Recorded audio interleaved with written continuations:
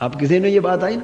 اب خواہ وہ صفت کسی کے لیے استعمال کر رہا ہے، ہم اس کا نام نہیں لیتے، خواہ وہ کفار و مشرکین کے بتوں کے لیے ثابت کر رہا ہے، خواہ وہ بھوت اور پری کے لیے ثابت کر رہا ہے، کسی غیر کے لیے جس صفت کا اس بات اسلام میں شرک ہے، اس صفت کا اس بات انبیاء و اولیاء اور برگزیدہ ہستیوں کے لیے بھی شرک ہے۔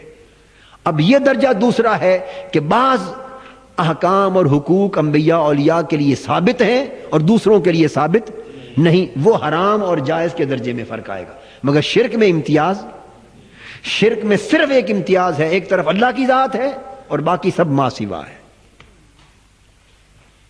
اب آپ سمجھے نا؟ یہ میں نے اس لیے بیان کی کہ بسا اوقات ہم اس پہ چل پڑتے ہیں قطع نظر اس کے کہ اس آیت کے سیاق و سباق سے وہاں بت مراد ہوتے ہیں اور انبیاء اور اولیاء مراد نہیں ہوتے۔ الزام دینے والا معترض اور آپ کا مخالف آپ کو الزام دے رہا ہوتا ہے کہ آپ انبیاء اور اولیاء اور بزرگوں کی قبروں کے ساتھ ایسا کرتے ہیں، تو آپ اس غصے میں آ کر کہ مراد تو یہاں بت تھے مگر اس نے منسوب کر دیا انبیاء اور اولیاء کی طرف، اس غصے میں آ کر آپ ایسا موقف اپناتے ہیں جس سے یہ معلوم ہوتا ہے کہ شاید یہ صفت انبیاء اور اولیاء کے لیے ثابت کرنا جائز ہے اور دوسروں کے لیے ثابت کرنا ناجائز، حالانکہ جو شرک ہے وہ وہاں بھی شرک تھا اور وہ یہاں بھی شرک ہے۔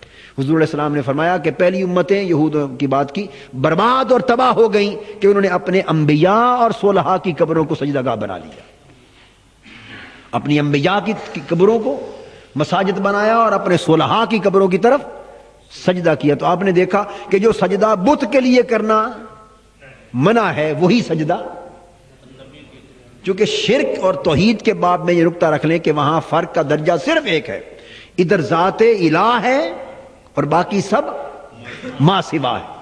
شرک کی فقط یہ تقسیم ہے، اس سے نیچے کسی درجے میں شرک کی کوئی تقسیم جواز اور عدم جواز کی نہیں ہے، باقی درجات احکام اور حقوق کی تقسیم ہے۔ تو دوسری چیز میں نے بتائی آپ کو، صحت، بیماری، نفع اور نقصان کا مالک سمجھنا یا غیر کو سمجھنا شرک۔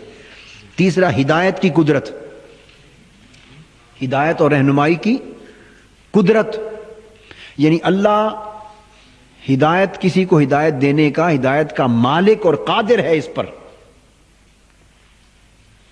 کسی کو ہدایت دینے پر اللہ قادر ہے اور ہدایت کا مالک، وہ چاہے تو کسی کو ہدایت دے اور نہ چاہے تو اسے ہدایت نہ ملے۔ تو ہدایت کا مالک ہونا اور ہدایت پر قادر ہونا، یہ اعتقاد اللہ کے لیے رکھنا، صرف اللہ کے لیے رکھنا توحید الوہیت ہے، اور اللہ کے کسی بھی غیر کے لیے یہ اعتقاد رکھنا توحید الوہیت میں شرک۔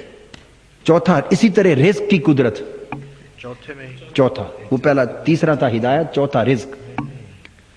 رزق کا مالک اللہ ہے اور رزق پر قادر اللہ ہے، وہ جس کو چاہے رزق دے، جس کو چاہے نہ دے، جس کو جتنا رزق عطا فرمائے، جس کو جتنا عطا نہ فرمائے، تو رزق پر قادر اور رزق پر مالک اللہ ہے۔ یہ اللہ کے لیے عقیدہ رکھنا توحید ہے، اور اللہ کے کسی بھی غیر کے لیے رزق پر قادر اور رزق کا مالک ہونے کا عقیدہ کرنا۔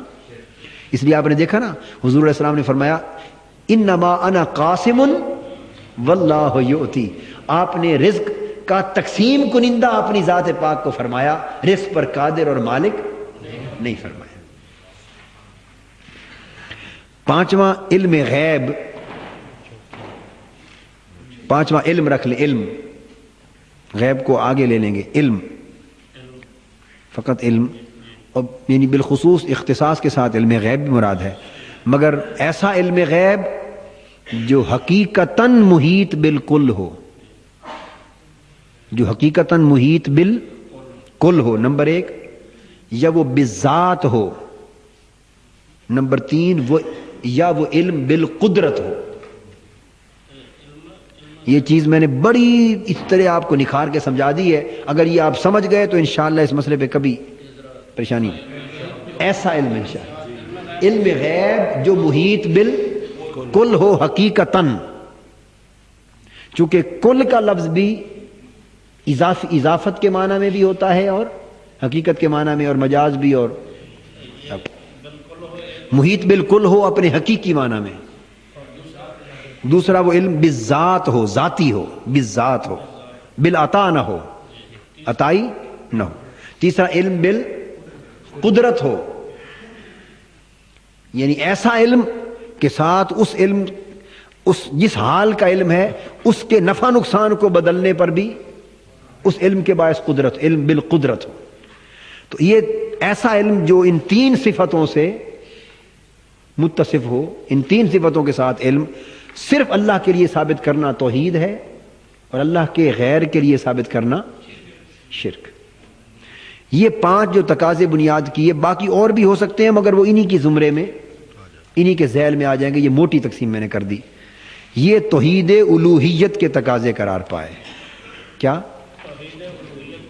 تقاضے قرار؟ آج کی گفتگو یہاں ختم کرتے ہیں، اس کے بعد کچھ اس کی وضاحت اور شرک کے موضوع پر پھر آئیں گے انشاءاللہ۔